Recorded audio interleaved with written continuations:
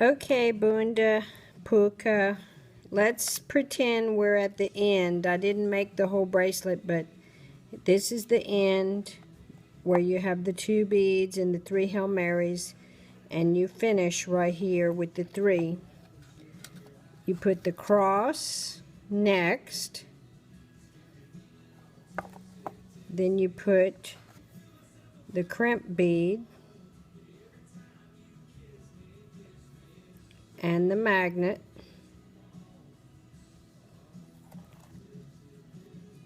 now you take the wire and you push back through, and you put the glue in here, and you put the glue right here where there's a hole. Okay, I'm not going to do that so it doesn't take time. I'm just going to crimp, and you pull it down close to the bead, and I'm not going to pull it too close so that you can see really good. Now you take the pliers and you put in the first hole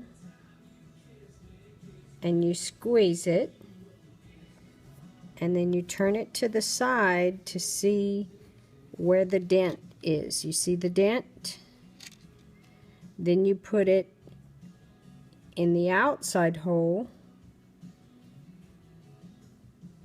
and you squeeze one more time, and that closes it, and you pinch it with the very end that's flat right here to make sure it's closed.